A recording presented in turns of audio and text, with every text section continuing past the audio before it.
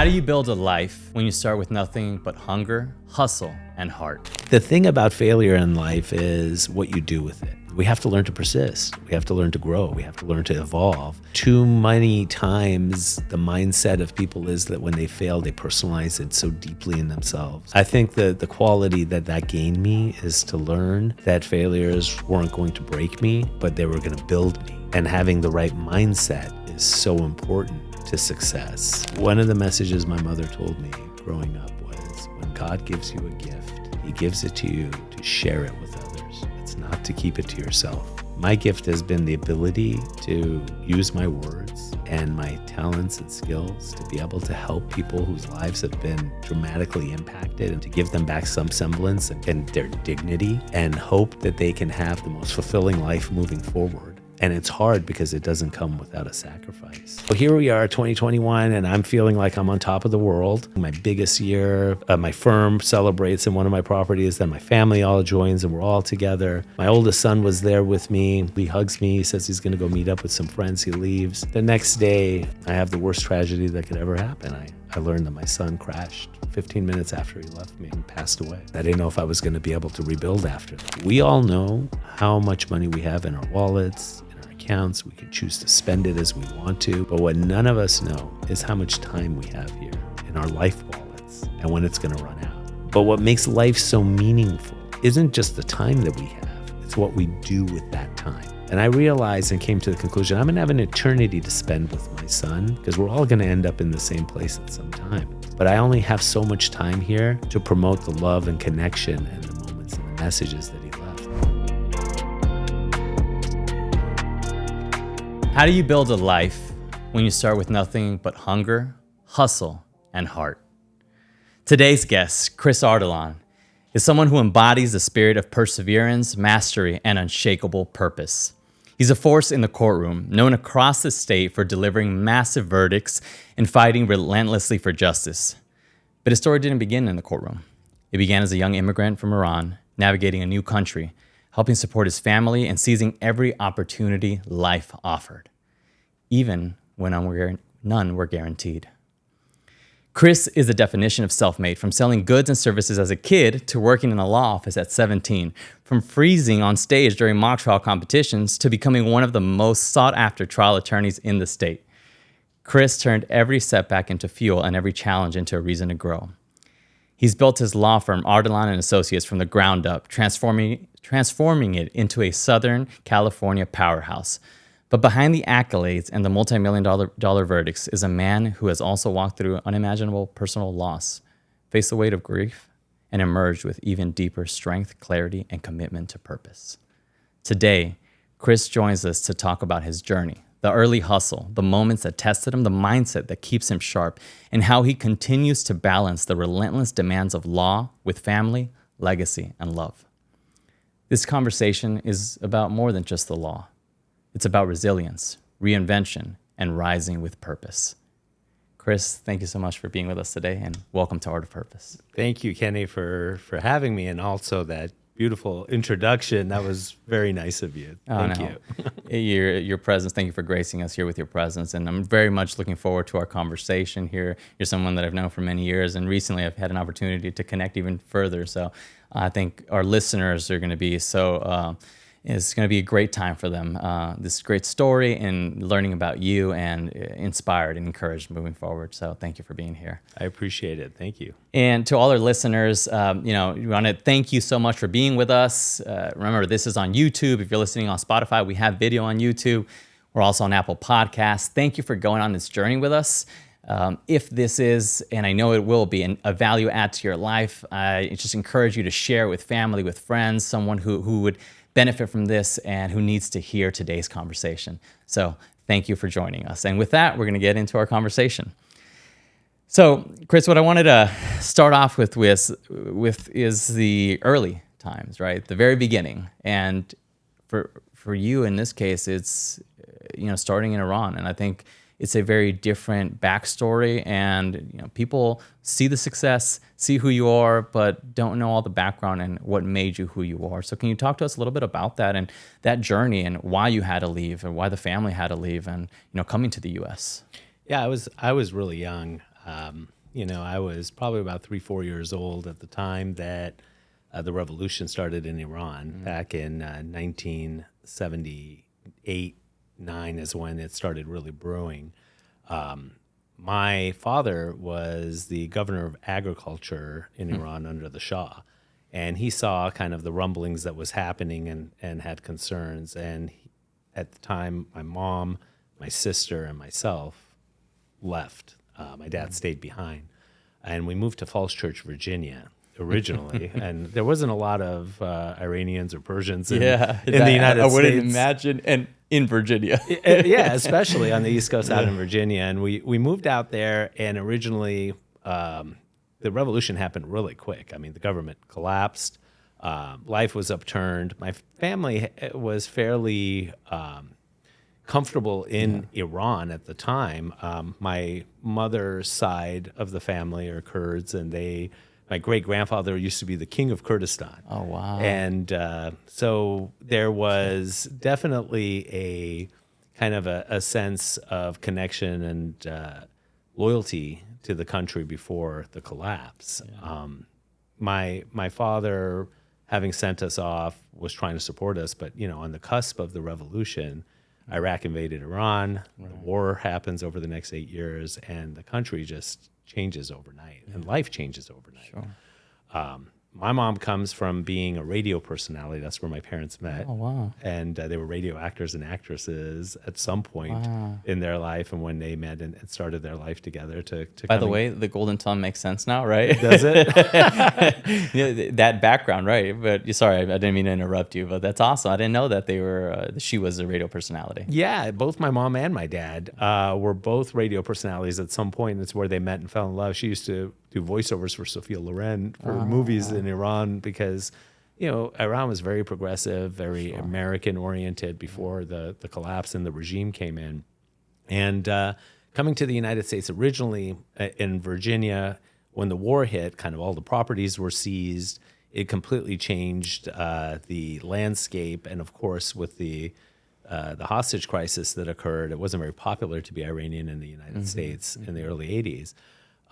We essentially, my mother had a younger brother who was living in California and told us to come to California. We moved over to California. My mom ended up having to figure out what to do for a job. She doesn't speak the language. She has 2 young kids. It was me and my sister, who was 8 years older than me. So she has here like a 5-year-old, 6-year-old kid and a 13, 14-year-old daughter that she has to figure out how to support. We're in a 1-bedroom that we're renting in the back of a guest house above a garage out in the Santa Monica, West LA area, having to transition into public school, learned the language a little bit in Virginia, and was becoming more proficient. My mom ended up working in different jobs. She worked as a librarian in the Santa Monica Library. She ended up becoming a bank teller at some point. My dad came back to the United States after the war. He escaped being executed because he was in the government, because he was a people person. And what he did was he ended up having, the revolutionaries came into his office, and there were a number of people they put up against the wall. They executed, but they preserved him because he really catered to the poor, and he was a good human being. And he finally came to the United States, and after being in a position of power and government and leading people, the only job he can get was at a gas station out in Culver City doing the night shift in an area where, he was robbed however many times a week. And it was a tough transition for the family.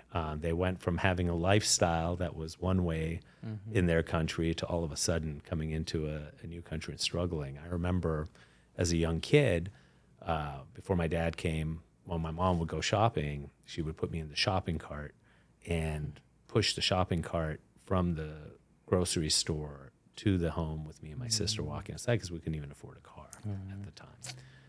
So we really did have that difficult kind of growth and transition into the country, but it was really an amazing thing to be able to have an Iranian woman in the 80s have the courage to leave that country alone with 2 kids, come into the United States and have to raise 2 kids, to give an opportunity to us to be able to have a life. And the one thing that my parents did very well, despite all the difficulties they had with the transition and the hardships that we had growing up, was they always instilled a sense of confidence. I always remember, even though my parents didn't know the rules, they would always say, "One day you'll be the president of the United States." Oh, that's awesome. I love they that. always believed in their children in a way that encouraged them to be something, to do something. And I can't tell you how that, on a conscious and on a subconscious level, really impacts the development and growth of children and the mindset that I can accomplish anything. And that positivity was something that was critical in terms of, I think, the ability to dream big, to decide that, I can do more with my life and seize the opportunity. And that, in combination with the hardship of living in a position where, your parents struggled financially growing up. My mom wanted to live in Santa Monica because she loved the water and the beach. And at that time it was rent control. So she found a place. Nice. But they worked very hard. I, starting at age 7 and 8, had to be very independent, take the bus to school, not a school bus, but the public bus. And so they kind of walked me through how I needed to do that. And it was a very different time because, you would think now 7 and 8-year-olds are not going to tell them here. Yeah, no way. You'd sit around, there'd be homeless people on, the right and left. And it's scary, but it developed an independence, and I started biking to school, going places. And that independence made me kind of persevere to figure out solutions in my life.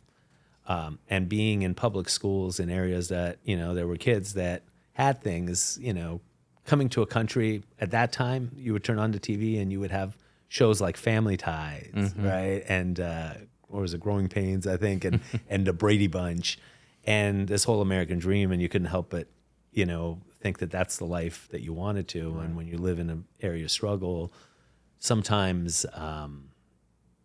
as a young kid, I had to become very handy in terms of how to create things for myself. And so I became a hustler at a really young age. I shared that with you. Yeah, right? and you know what? I do want to talk about that because that fascinated me so much. And I think that's something that, it says so much and gives so much background as to who you became as well. And it helps people who might be going through similar circumstances as well. Before we talk about the hustle and the entrepreneurship that started so early in life for you, just wanted to go back to what you were talking about with your mother and the confidence that was being instilled in you. I would imagine that at that time, you didn't quite understand where you guys were coming from. That the level of life that you had that was comfortable back in Iran, and coming to the United States where it was entirely different for you. But so I would imagine this is all you knew, right, here in the States, and that level, and struggle and trying to get by and seeing all that. Was there sort of like a dissonance as well, because your mother and your father, your older sister, had experienced that comfortable life, right? So was there something that you were able to take or from their experience and then talking to you as well? Because I think people have had similar experiences like that, right? And what sort of lessons did you learn through their experience and what you were experiencing there at that time? I think when I reflect back now and I think about what their life must have been, right? Yeah. I mean, to lose everything that you've worked for your entire life, your country, your sense of being. The one thing they didn't lose is their dignity, And the stories that they would share about their life back in Iran and the life that they led and who they were was their attempt to hold on to that. And I think it's such a critical and important thing when you think about it, because here we are, right? We're personal injury attorneys. Exactly. Yeah. And we learn about loss. We have to talk about humanizing loss to people. And actually, having gone through that experience of seeing that transition for my parents and their life, and not actually knowing what the life was, but seeing how they talked about the life that they had and how it changed, and finding a new purpose to be able to provide this for their kids and kind of that survivalness about it. I don't think I really appreciated as a young child, like what that was, must have been like. But I think through my course of my career and representing people that have had to deal with loss, some of the stories that you hear and the way that they react to loss, resonates really about the human condition that people have to go through, because there are all kinds of losses that we all suffer in our lives, and it's how we respond to them and the impact it has on the way that we view life and live. Yeah, it's such an important thing to talk about. And I love the connection to what we do now as plaintiff attorneys as well, because that is understanding loss and maintaining dignity in the face of that. And it's so important. Which makes these battles even so hard, because a lot of times when, we're trying these cases, especially as trial lawyers in court, sometimes the attacks on our clients in order to save money or get out of responsibility is a second attack of adding insult to injury, right? It's attacking that dignity and taking it away and calling them liars and making them feel like, they're putting out their hands out for money that they don't deserve, even though the consequences of what happened to their life was because of somebody else's carelessness and neglect. And there is some maybe insurance company or big corporation sitting behind the scenes, and they don't look at it in a human way, right? In humanity and doing right. And so I think having understanding and love and respect for the fact that, the most important thing, even when people have to deal with the impact of the loss in their life, is maintaining that dignity and not letting them attack and destroy that in the process of someone trying to save money for the consequences of what they caused. It gives me that fervor to fight harder for them.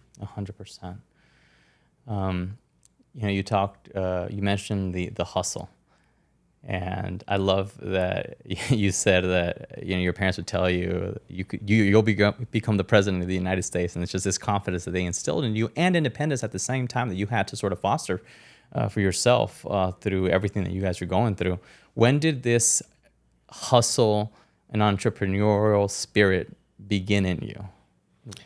So it started early, right? Because I would have after school programs, and then sometimes I go to friends' houses, and you'd have the white picket fences, the toys, the this, the that. Sure.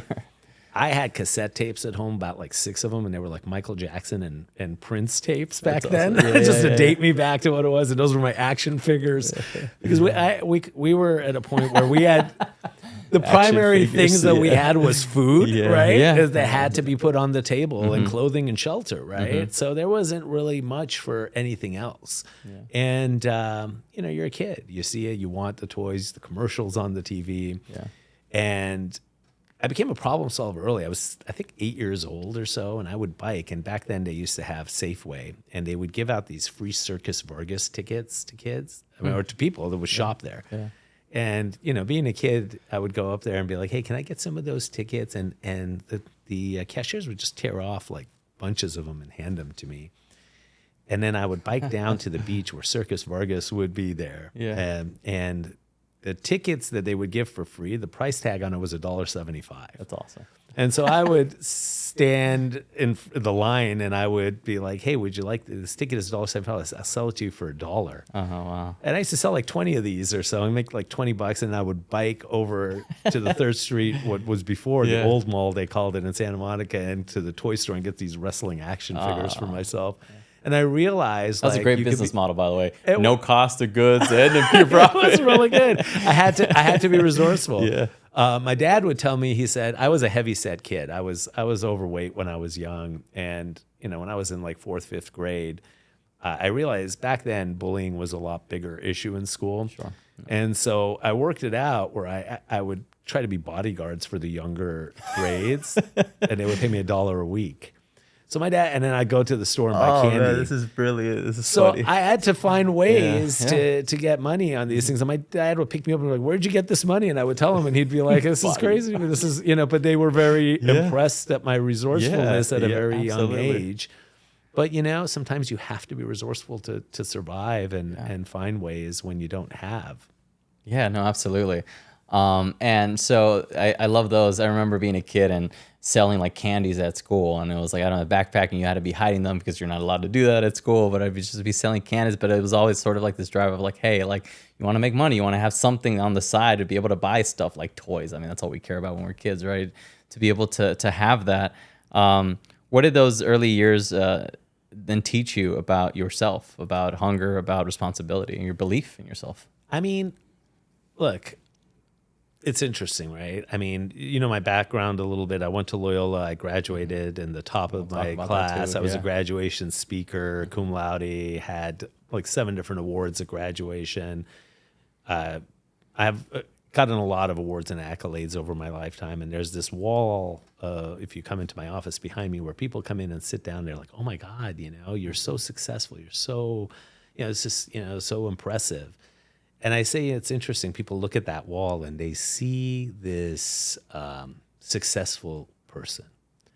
I look at that same wall and I see an insecure little kid that was trying to prove something to the world to feel worthy, right? And I think that stems from being a young kid who was overweight, was bullied, was not fully accepted as an immigrant because I came from an unpopular country that was seen as an enemy at a young age. And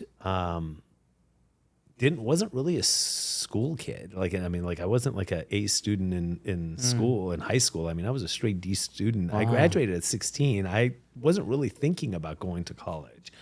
And it wasn't until I ran away from home at 17, moved out on my own. I was doing everything, selling Herbalife, wrote a book on how to start your own 900 number. At 17 years old, I was trying to figure out ways to survive. I was promoting dance clubs. I would walk into dance clubs, like put a suit on. They wouldn't ask me how old I was. And I'd be like, I want to promote your, Friday night or Saturday night. And I was just finding ways to create businesses for myself to try to survive. But I got involved early on because my mother had worked with lawyers that she was kind of hired on to do. Partially, they wanted to market to the Persian community, and there were like Persian television commercials, and lawyers that like needed some Persian person presence to take the calls, do stuff. So she got me jobs in law firms where I could learn to clear property damage or open up a claim or things like that. When I ran away and I moved out and I got a job, I was a bank teller and I got hired by a lawyer early on, just in conversation because he would come to the bank and he hired me and I started getting back into the legal side of things. And I became like a case manager, eventually a law clerk. I put myself through college and law school working in law firms pretty much. And I think really for me, what was those early formative years allowed me to become a problem solver, even in the jobs that I had, because the attorneys I worked for were solos. Some of them were newer. Some of them weren't always available to answer questions. Clients would call with things. I never had the personality where I would wait for someone to tell me how to do something. I'd have to go figure it out.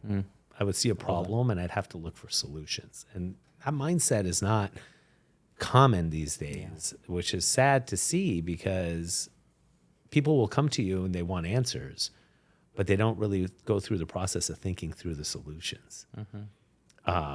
And I guess I was just programmed from a young age because there was,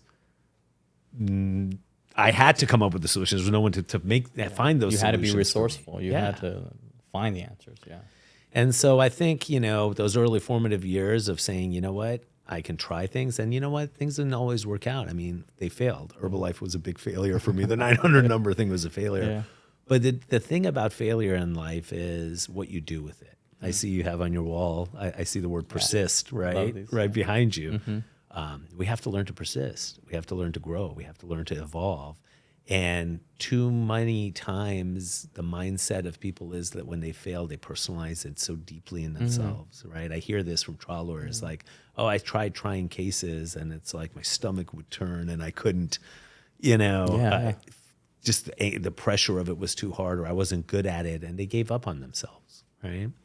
I think the quality that gained me is to learn that failures weren't going to break me, but they were going to build me.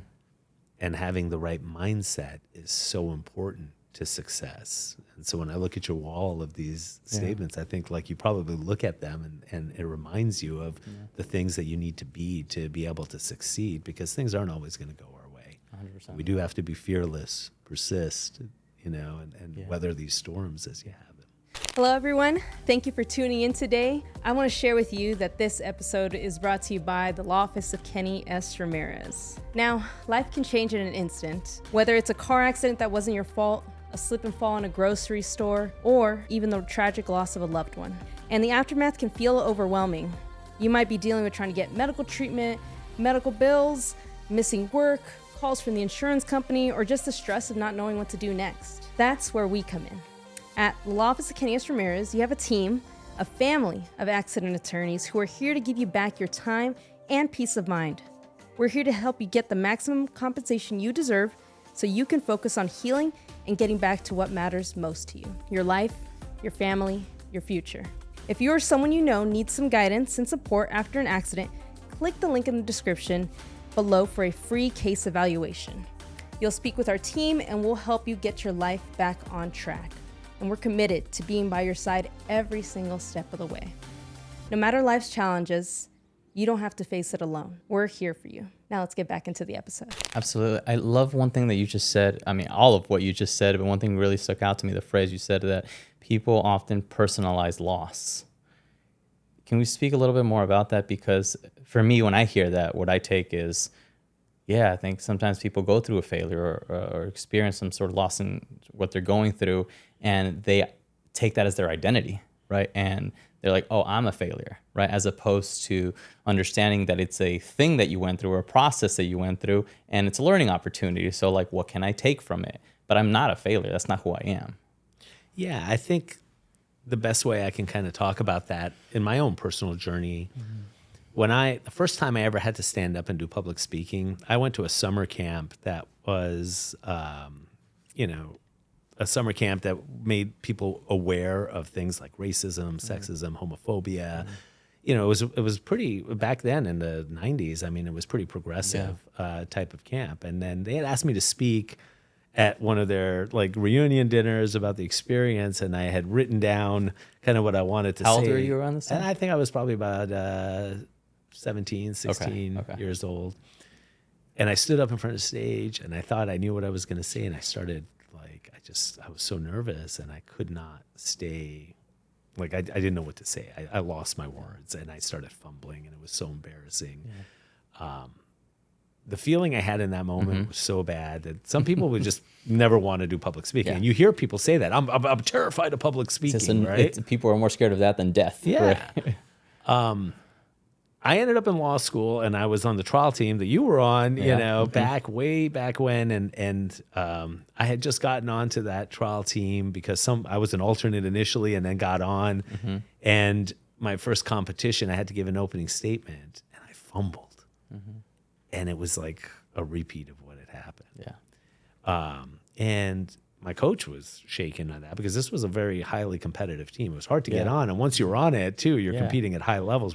It's a team that's often top five in the country. So it's hard to get into. It's a prestigious trial team. And, of course, they also want you to perform, right? So well, you're in competitions, and this was a regional competition. And here I am mumbling and failing on this thing. And it happened twice to me in two separate rounds, to the point that I think the coaches lost confidence in me.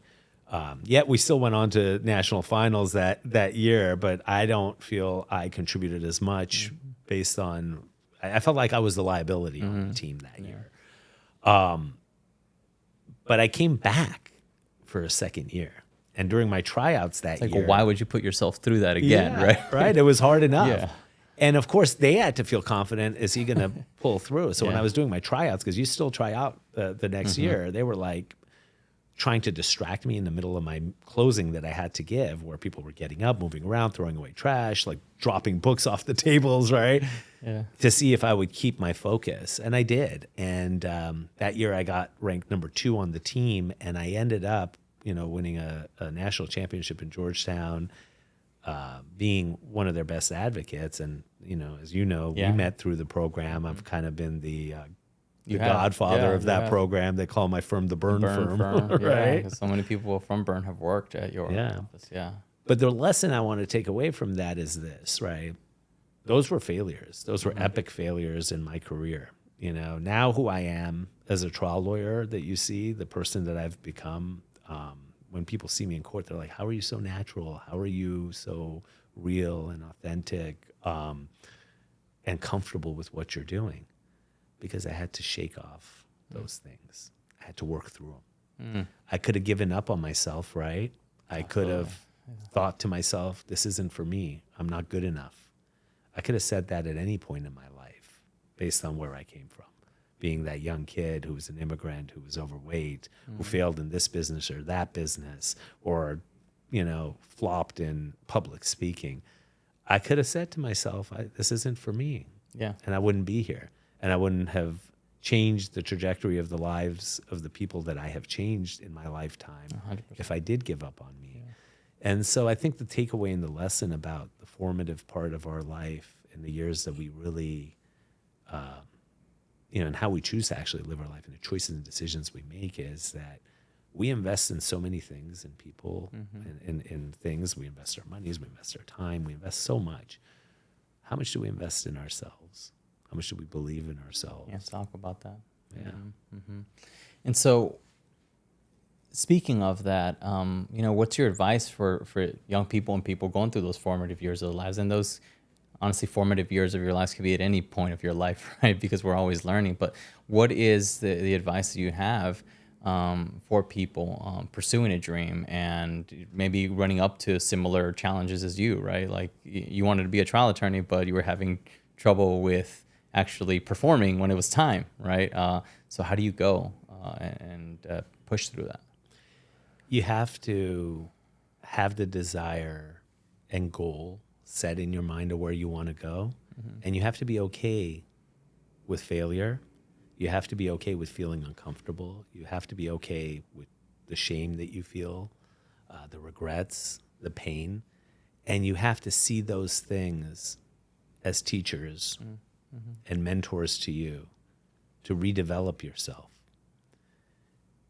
Too many times, people are overly sensitive with things. They can't take accountability for what they can do differently, and they don't grow. And I'll give you a perfect example of this. In 2009, I tried 2 cases back to back where I got 0 pain and suffering damages, general damages, emotional distress damages. And I gave these, because I went through the program, I give this great, wonderful closing arguments. I thought I tried this case great, and it rattled me. Yeah. People would say to me, right, they come to you and they compliment you. Oh my God, that was amazing. You were so great. It's so wonderful. And I could have, and it was a dumb jury. It's the jury's fault. They would blame other sources. The one thing that I think made the difference in the advice I would give to people is that I can't control what other people do. I only have control over my own actions. And I couldn't live with the thought that there was something that maybe I didn't do enough of. And so I went back and I started, at that point is when I picked up the book, David Ball on Damages. And I remember we were taking a trip with my kids out to Lake Tahoe, and we were driving. It's an 8-hour drive, and I got the audio and I stuck it in, and they were putting headphones on. And they were hating life. You got like young kids in the car listening to David Ball. He's not, I love the guy, but he's not the most poignant speaker, right? Yeah. For 8 hours of listening to Damages, but I did. And I remember when we got to Lake Tahoe, I put them in a ski class at one point, and I had like a 6-hour window, and I went to the library and I outlined his book.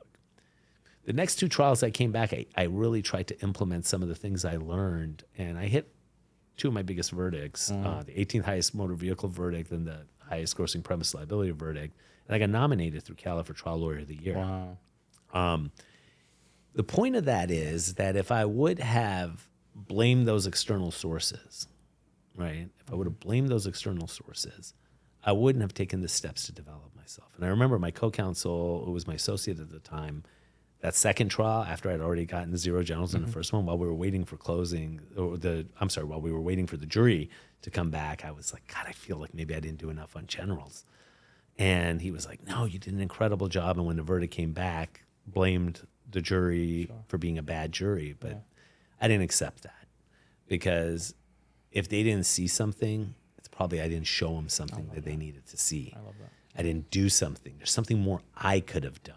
And, sometimes you might be right, sometimes you're not. But the fact that my mindset was that allowed me to get nominated for Trial Lawyer of the Year, allowed me to become who I am now and have other firms bring me in on cases to try those cases. Mm-hmm. And to this day, I tell people, I go, my last trial was my best trial, whether I won or lost it, because I was more skilled in my last trial than I was the one before. I'm still a student of the art, and I will always be for as long as I try cases. I love that. That's really impactful to hear coming from you. Again, with countless 7-figure, 8-figure verdicts and settlements, and to hear that. And I love that mentality, Chris, if I can add this here and get your thoughts. It's that I think often we do want to blame external forces, because it's easier, or sometimes it's hard to confront our own faults and failures, right? It protects our ego. And we're all so living in a protection society. I mean, listen, you hear about all this, like we've grown up where we get participation points, right? Yeah, like we've created an environment where, it's very praising in a sense where, okay, everybody gets a trophy.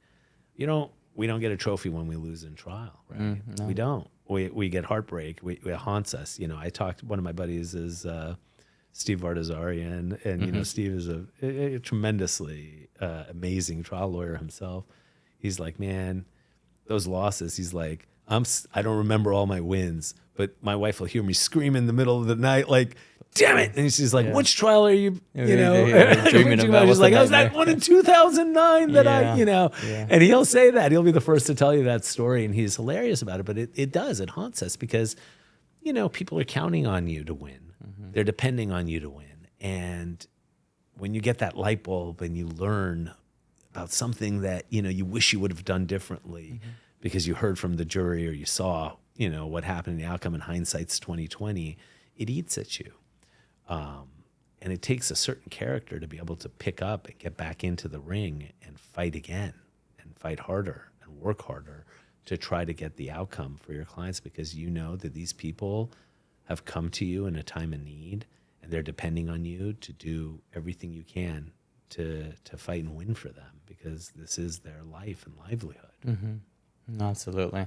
And I love this conversation here, because what you're speaking to as well is we often want accountability and for people to be responsible for what they're doing in their actions, but often it's difficult for us to do that with ourselves, right? To hold ourselves accountable and be responsible. And that, in this example that you gave us, this amazing story, made you better. Yeah. We have to learn to evolve. And I think the advice you say to people, and I say this to all the attorneys that I've hired over my career and lifetime, I say, look, anyone can teach you how to do discovery or emotion, but you've come here to become a trial lawyer. You've come here to become a better attorney, to represent people. And in order for you to do that, you have to first understand yourself and what makes you tick, right? Because too many attorneys are driven by the wrong reasons. And our psychology can make us excel in life or can hold us back. They can act as anchors in us, right? So the attorney that has so much anxiety that they need everything perfect and they don't like the feeling of uncertainty might rationalize away trying a case. An attorney that's chasing their ego may not look at a case objectively because they're chasing a verdict and fame and fortune or money and make wrong decisions in whether the case should resolve or not. Right? Yeah. Those aren't things that are taught. That's the way we're wired. And most trial attorneys became trial attorneys for a reason. And without really exploring for yourself, like, what are my motivations and why I do what I do, you'll never be able to make the right decision for the right reasons. Because, the thing about it is the way we're programmed, it's kind of like our psychology grabs us by the hair and pulls us where it wants us to, right? Yeah. Mm-hmm. And we don't have control to make those decisions when we're reacting emotionally to things in ways that we shouldn't, where we're letting our anxiety, our fears, our ego drive the decisions that are going to affect other people's lives. And that is what's so important about developing into being a great trial lawyer, is to learn internally about who you are and to constantly reinvent yourself. I've had to. I shared with you, I go, everything that I've become, my greatest teacher has been my worst traumas and pains in my life. And I've had significant ones in my life. Yeah. When I, as I sort of process all this, I remember recently I heard something that I'm paraphrasing here, but emotions aren't bad. We feel what we feel. The problem is when we let those emotions become actions. Right, and I think that goes to what you're speaking of letting sort of like raw emotions guide us as opposed to being able to think through them, right, and go stepping back from the ego, stepping back from the anxiety, and being able to make a decision that, in our case, helps our clients, or a decision that works out for everyone in relationships, et cetera.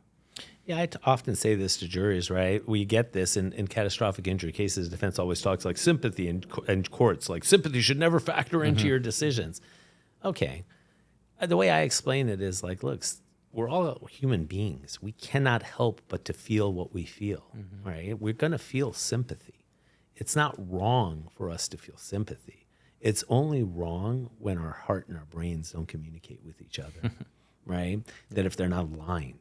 Because we can make the wrong choices. So we can feel sympathy for people, but the decisions we make have to also be based on the right reasons.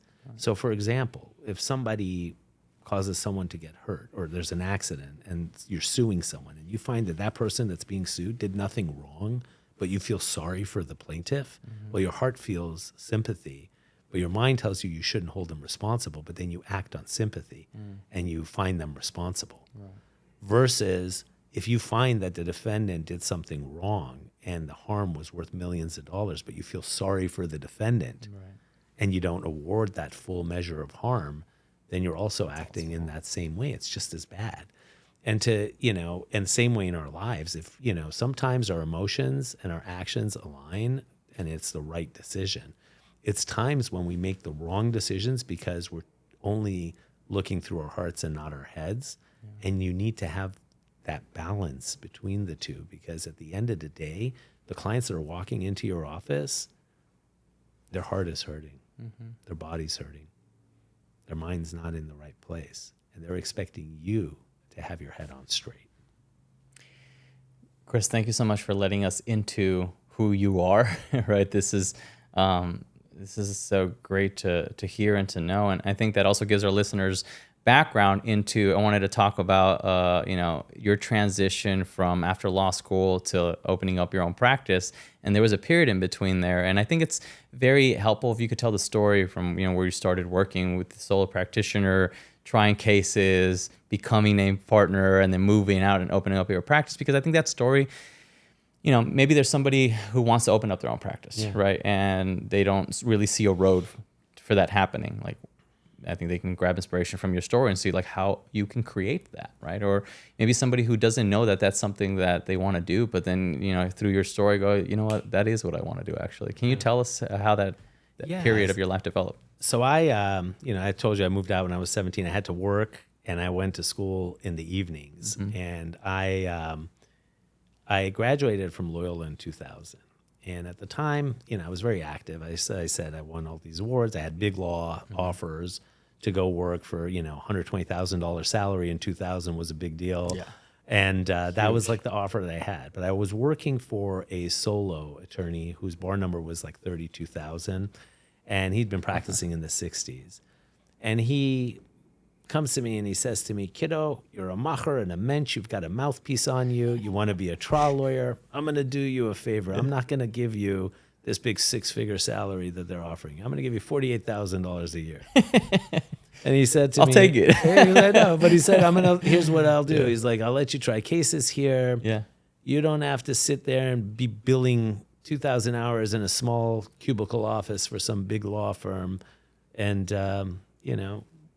you'll be investing in yourself.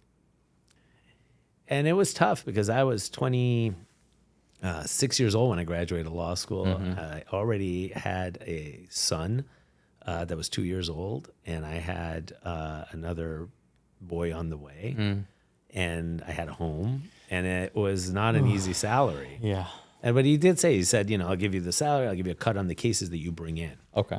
And I thought, okay, well, contingency is going to take time. So I said, you know what, I'm going to do criminal and family law too, because those are retainers up front. Cash money. And I'm going to try to support myself while we're going through this to develop. And I invested in myself. I started with him. He's an old timer. He walks in about 6 months into the mix, and he sits down across my desk. And he goes, I was just paying the bills. And I was looking at the books and the expenses and how much expense we have here and how much I took home after it and how much you took home. And I said, this is what I get for negotiating with a Persian. He goes, you took more money home than me. And I said to him, he said, I want you to pay some of the expenses. And I said to him, Bob, I'm just working here, man. My name's not on the wall. He goes, that's going to change. It's Varzan Ardalan. We're going to make it Varzan Ardalan. And this was like 6 months out of law school. Wow. Made me a partner.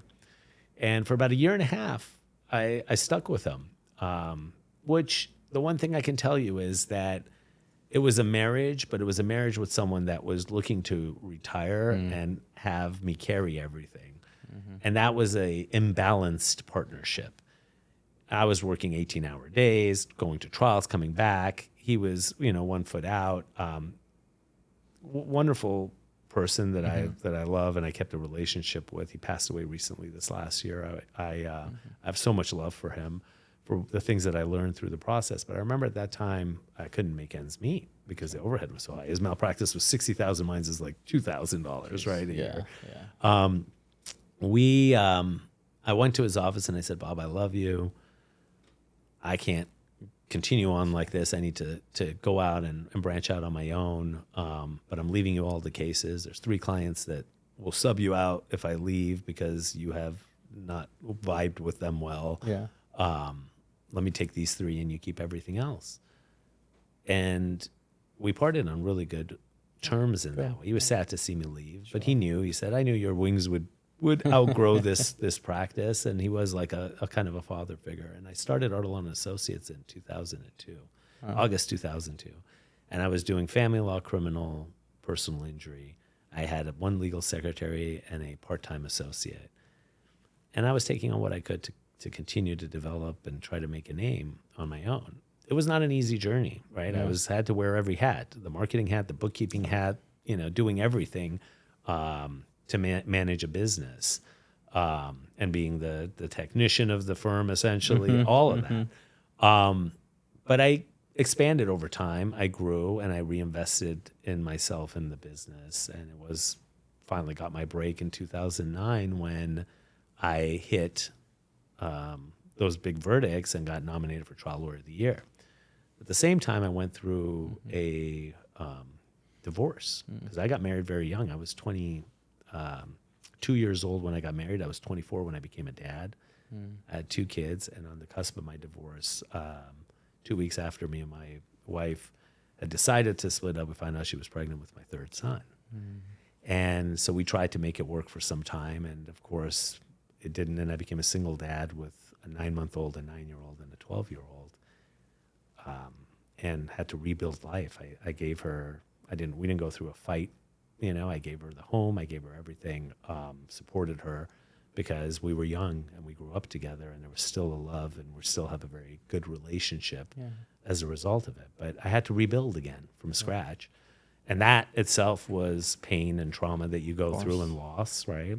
And over the next, several years, I continued to push myself in my craft. And what I did was I ended up going to the Jerry Spence Trial Lawyers College, studying some of the greats, continuing to push myself in the art. And I got to the point that by 2021, I was, my firm had its biggest and best year.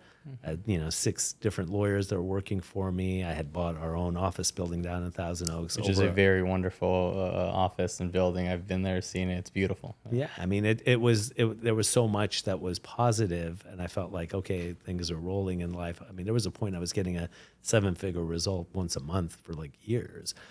I got remarried in 2015. I had a daughter finally on my 4th try with a new woman, obviously, who's also an attorney and has been with me for many years, and a son. Mm-hmm. And so here we are, 2021, and I'm feeling like I'm on top of the world. I have 5 kids. I've got my practice booming, my biggest year, real estate, this, that, and I throw my Christmas party in December 17th of 2021, invite my firm celebrates in one of my properties, then my family all joins, and we're all together. My oldest son was there with me around 12:15 at night. I'm feeling on top of the world. He hugs me. He says he's going to go meet up with some friends. He leaves. The next day, I have the worst tragedy that could ever happen. I learned that my son crashed 15 minutes after he left me on a rollover crash and passed away, 23 years old. My partner, Jeff, told me, he said, when I saw you that day, we were celebrating, you felt like on top of the world. Mm. He's like, and it just was so unbelievable to come 24 hours later and see you. And it was like you were so far to the ground. Yeah. And that night and day, it was literally, the way I can describe it is as if someone could bring their hand into your heart, grab it and squeeze it and not let go. Yeah. And it felt like that for months. I didn't know if I was going to be able to rebuild after that. He passed away on my mother's birthday. And his birthday was April 15th. The next night he was supposed to be doing a concert because he was a musician and a filmmaker. He had gone to Vancouver Film School. He was such a talented, loving, beautiful child. And the concert was called Bloom. And for his birthday, I wanted to do the memorial. And we did this beautiful memorial where we put on the concert. And I sat with his friends who in the film, music, and I personally, for 4 or 5 months, worked to edit his videos and things to make this beautiful night and honor him. And I didn't work, and my firm carried me. My family at my firm essentially carried the firm until I can get back on my feet. Yeah. And I had to get back on my feet after that April 15th, the first Father's Day. I was in trial 6 months after my son's passing. So it was a Saturday. His 6-month angelversary. Sunday is Father's Day. Monday I'm selecting a jury, and it was a case I had to try for the 3rd time because the first 2 times it was a hung jury, and this was the 3rd time it had to be tried. And it was hard getting back into it and having to rebuild. And I had 2 back-to-back, 3 months apart. And it was a very difficult process and journey in terms of being in my practice. And a lot of people thought, okay, he's out, right? I mean, we're coming off of the cusp of COVID. Yeah. My son passes away. My business is based upon attorneys bringing me in. Nobody wants to pick up the phone and call me and say, hey, let me bring Chris into a case. They don't even know what to say because they know of the devastating loss I experienced in my life. Yeah. And I saw my firm and my cases dwindling. And I got to a point when my first 2 trials out, 6 months and 9 months out, I got one case where they had sub rosa on them. On the 3rd time, I finally won it, but the verdict was low. The next case, I got defense on a left turn case. And it's easy to, again, right, doubt yourself and question, do you still have it? Or did you come back too early? What happened? But I didn't give up on myself again. And I grew from the pain, just the way that I have done through every loss in my life. And the growth that I had and the mindset was to honor the memory and the message of my son, which was, his hashtags were like love wins, right? He was so pure love and about life. And I remember he would say things to me like, where's your mind at, Pops, right? Like, because you're constantly in your head sometimes in things. and he wanted to be centered and enjoy life. And he really knew at 23, he had made so many connections and love with so many people in this world that he really understood what it meant to live and exude and connect with people in such a deeper level. And the thing I knew for me, this happened a week before Christmas, and the next holiday comes around and we had to pull the Christmas tree out. And my daughter, who was young, at the time he passed away, we had a 5-month-old son and a 4-year-old daughter.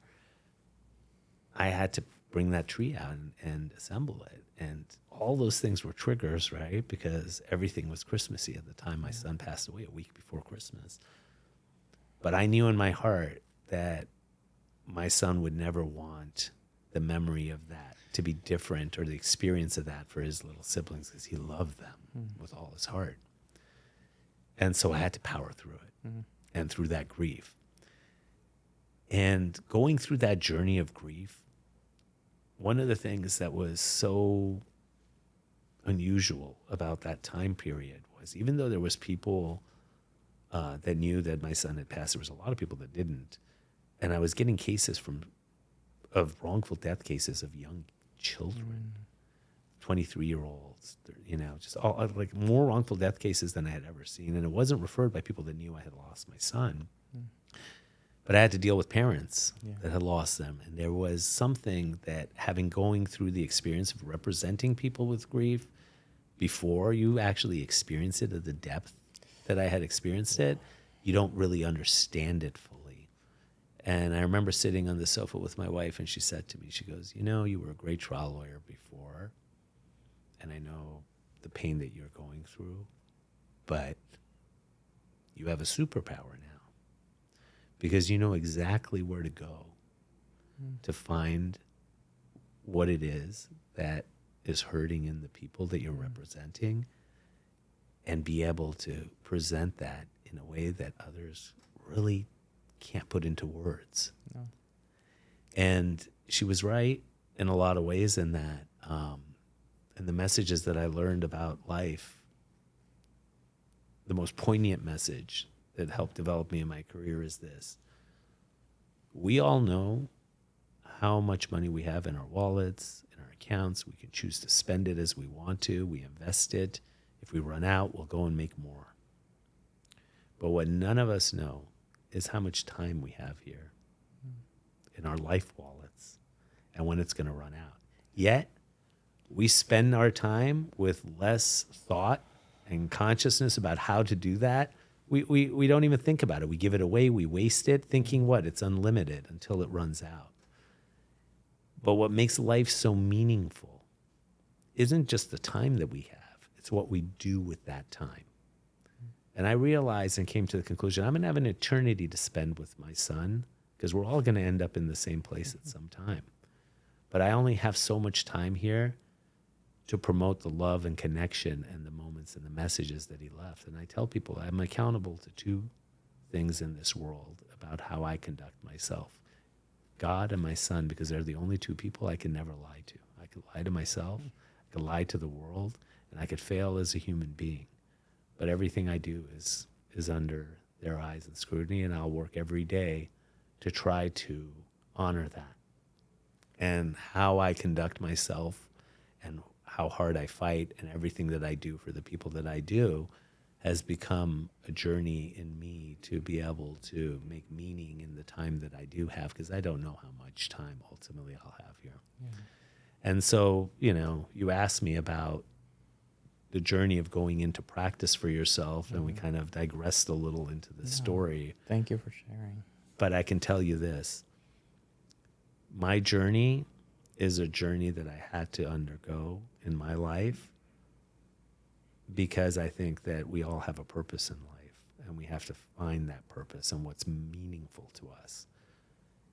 And for some people, this journey of trials and tribulations of having your own practice and representing people, for some people, it'll be very fulfilling in their life. For others, you talk to them 20 years into their practice and they say, don't become a lawyer, it's terrible. How many people would say that? Yeah, you hear that a lot, unfortunately. Yeah, they regret their decisions. And because they regret their decisions because they haven't really found their purpose. One of the messages my mother told me growing up was, when God gives you a gift, he gives it to you to share it with others. It's not to keep it to yourself. My gift has been the ability to use my words and my talents and skills to be able to help people whose lives have been dramatically impacted in a positive way, to give them back some semblance and their dignity, and hope that they can have the most fulfilling life moving forward. And it's hard because it doesn't come without a sacrifice. There's a tremendous sacrifice of time from your family and moments, and it takes pieces of you to be able to do this. And sometimes, I feel guilty that I'm taking time away from the people that need me, losing those birthdays, those weeks, the times and the moments that they need me. But I would feel equally as guilty not sharing my gift with the world, because if God gave me that gift to do something for people, I shouldn't hold it to myself. And because of that, I've changed the lives of so many people and bettered the lives of my family and myself. The material wealth, the things that come with doing what we do, is a byproduct of the success we have if we really love the work that we do for the people that we're doing it for. And you have to have purpose and drive. If you're going to go out on your own, it's not easy. It's a lot of work. It's a lot of sacrifice. But you have to have purpose. Yeah. Chris, thank you so much for letting us into these periods of your life and into your heart, because I feel like we listen to your heart right now, very much so. When as I think back through what you talked to us about right now, we think of, once again, of the success and who Chris Ardalan is on the outside, right? But we are now well informed of what makes you who you are and purpose. And, speaking of purpose, and, this podcast is called The Art of Purpose. And part of the reason for that title is that, there's no science to it, right? And people come to it in so many different ways. Sometimes we begin a profession and still not quite understand what our purpose is, right? And I think you spoke to it a little bit here, but when was it that you found your purpose? And, what advice do you have for people who are, you mentioned there are sometimes attorneys in, multi-decade careers and may not be quite fulfilled or happy with their choice across various professions. How do we arrive at our purpose and know that that's our purpose and pursue that? I think you first have to understand what you value in life and why you value it. Because life has a purpose. When you think about it, after my experience of having lost a child, when you think about, what are we doing here, right? Yeah. What are we really doing here? Was life, there was a time period in life where our purpose was survival, not being eaten by other predators and animals, and just living as long as we could. Yeah. People's purposes are all different. Some people pursue success. I've heard people that say, I'm married to my profession, right? This is my life. My companies are my, kids. If it makes them happy, that's their purpose. For some people, it's family. For some people, it's music. It's art. It could be whatever that is. But at the end of the day, when people talk about these things, the true, real purpose, if we think about it, is happiness in life. We're all pursuing that in some ways, right? But yet, on the pursuit to happiness, we live these miserable, unhappy lives that we create these shackles and things for ourselves that we don't really feel purposeful in what we're doing. We feel like we're just kind of going through the drudgery of life. Sure. So how do you gain purpose? Is first you have to ask yourself, you know what? what do I want my life to be in 20 years, 30 years? How do I want to experience life? How do I want to experience the people around me? How do I want to experience the things that's going to make life meaningful? Meaningful. And then reverse engineer what you want to do in life. Because at the end of the day, you can't accomplish anything you want in your life, but you have to have a path towards somewhere. You know, when I came to your office, I had to put an address in so I knew where I was coming. I didn't jump in my car and drive around frivolously and hope that I end up in the right place. Head east. Yeah. Right? So we do this in our day-to-day. You know, some people make a shopping list before they go to the supermarket. Others put in an address before they head out to a destination. But when it comes to the most important thing in life, which is where do I want to be, we just kind of do what's in front of us. Take one step in front of the other without any clear goal or direction of where we want to get to or be down in life. And the biggest blind spot we have is not recognizing that, you know what, what's important on that journey for me. And then we lose sight of what the importance of life is. And we think, yeah, I'm going to plan for retirement at this age. I'm going to do this later. I'm going to put off that vacation till later. And then all of a sudden, you know, you go to your physical and they find a lump in your lung and, you know, you've got 6 months to live. Yeah. Or an accident, God forbid, happens and someone's gone. This is the most fragile thing we have in our lives is our lives, and we should live our life with purpose. Because living life without purpose is just surviving, and that is not a happy existence. No, not at all. And I like what you said also about the idea of, you know, having a gift or something that you are good at, that it not holding for yourself, right? It's something that you do share with the world, right? God gave it to you. You're also going to share that with the world as well. And finding happiness in that, because you have found happiness in, you know, giving and helping others. You know, as we sort of close our time off here, Chris, I wanted to ask, you know, about with family, there's so many busy professionals, and, you know, you alluded to this earlier or a moment ago.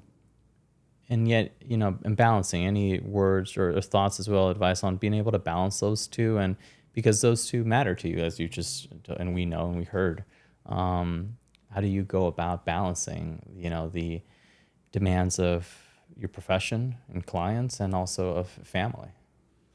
Yeah, that's a very important question, and I don't think it's one of the things that in my life I don't think I've mastered. And I don't think I'm the expert on that for myself, because I've had regrets in my life that I've given away so much of myself to get to where I'm at professionally, that it has robbed my children and family from times that they deserve to have me.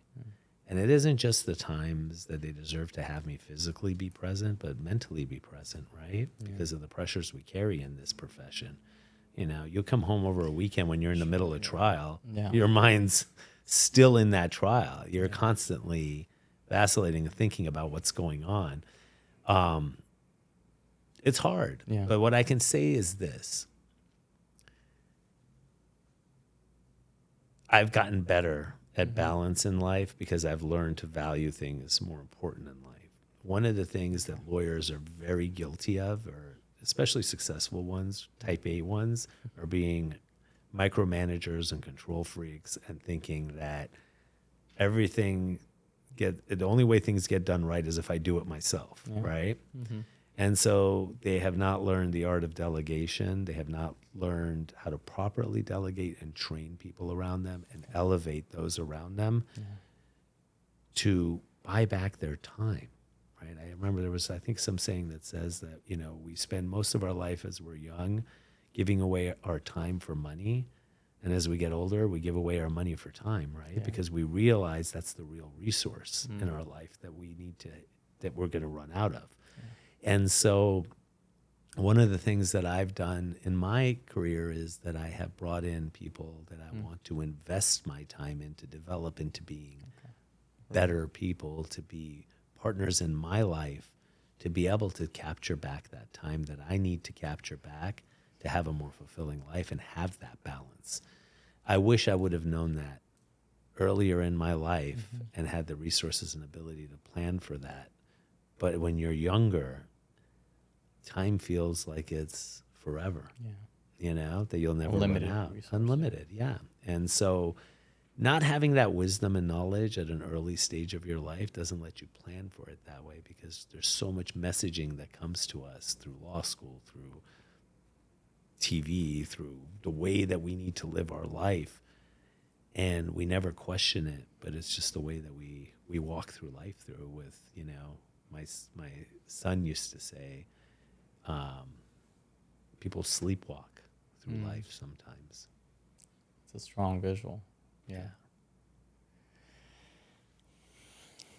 And as we close off our time here, Chris, what does success look like to you now? And how do you stay grounded in the middle of all that success? I think success to me looks like the ability to have the freedom to have the moments and memories with the people that mean the most to me in life. Success to me means that when I die and when I pass on, that the people that I have connected with and touched, that I left behind gifts for them that will help them have a more meaningful life, that my kids will grow to recognize that life is more than just pursuing money and goals, but it is to pursue happiness and fulfillment and human connection, because that's something that is dwindling. I don't want on my gravestone to people to say, Chris Ardalan, one of the greatest lawyers in the world. I want them to say he was one of the best human beings that I've ever met. That's success. The ability to know that at the end of your time, you made a difference, not just to the world, but to everyone that you interacted and connected with at a deep level, that you left something behind, because the only thing that we really leave behind are the memories that we have for people, and the wisdom and the knowledge and the gifts. To be truly successful in life is to have a fulfilling and meaningful life, and to be remembered in that way. Thank you for that. And how I stay grounded is reminding myself of that. On a daily basis. You have to. I lied. I have one final question. No, please. And I can't let us finish this episode without asking you this, is if somebody wants to be a trial attorney, like that's what they want to do, what would you recommend that they begin to do, or their resources for them to, you mentioned David Ball and damages, right? Something that helped you. But, if you were sort of starting all over again, back 26-year-old Chris, now, what would you do and what advice would you give to somebody? Hey, like, work on this, pay attention to this. It's a loaded question, because there's layers to being a great trial lawyer, right? You need to have the technical skill, right? You also have to have the good sense and judgment, and then you have to have the drive and ambition. There's an ingredients that you have to bring into the mix. So the first thing I would tell people is find the right mentor to tell you what those ingredients are, because you're not going to bake this cake by just experimenting on yourself. It's not going to, you're going to burn it. Yeah. So to be a great trial lawyer is a journey, and it's a continuous journey in your career and life. But first you have to understand what it takes to be that. And it requires all those elements. Where do you learn the technical skills? How do you implement them? What are the concepts that you need to really know and understand? And what are the belief systems that you have to carry in the profession that you're in to be convincing? What qualities do you have to have? And how do you gather all that, right? The right mentors will help you do that. I started, the Ardalan Trial College that I do personal coaching and training for lawyers now. And I spend a lot of time in developing the mindsets of lawyers in a way that they need to be able to think if they're going to be doing this work. But I also know how to teach the technical, because I did the burn, and you got to know your evidence. You got to know how to lay your foundations. You got to know how to do that. But you got to also know how to tell the story. I'm a Jerry Spence trial lawyers graduate, right? So how to discover the story, how to tell the story, how to be authentic, how to be you.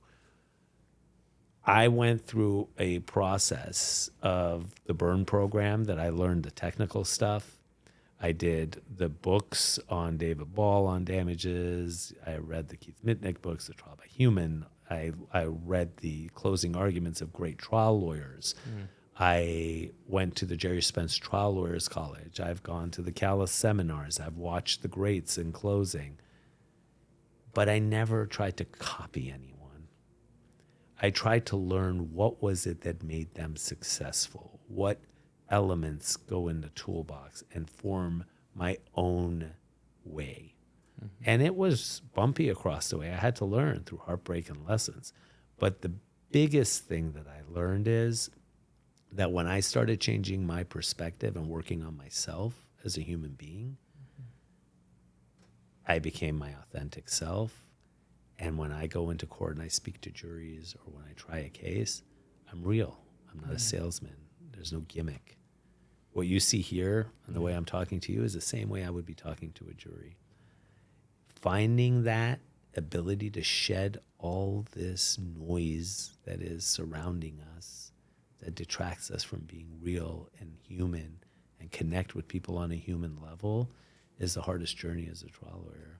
And it takes self-awareness, learning the technical skill, and having the right mentors to help guide you through that process to become the best version of yourself. And you're going to invent and reinvent yourself every time you try a case. And you should always reflect on what you've learned and implement your growth. Well, from one of the best trial attorneys out there, that is the advice that we needed to hear. So thank you so much, Chris. Thank you for your time, for coming over, making the drive out here to San Bernardino. So it was a drive for you. So we really appreciate you coming out here and sharing with us, opening up your heart. And I know it's something that will be a value add to all of our listeners and viewers' lives. I truly appreciate and I'm honored for the fact that I got to sit and share this. It means a lot that I can actually memorialize these things that are in my heart and my mind for others to hopefully be able to take something away from it into their profession and lives and make it better. Yeah. Thank you. Absolutely. And to all our listeners, thank you so much for tuning into another episode of Art of Purpose. Thank you for going on this journey with us. We have many more amazing guests, so stay tuned for the next ones. See you soon.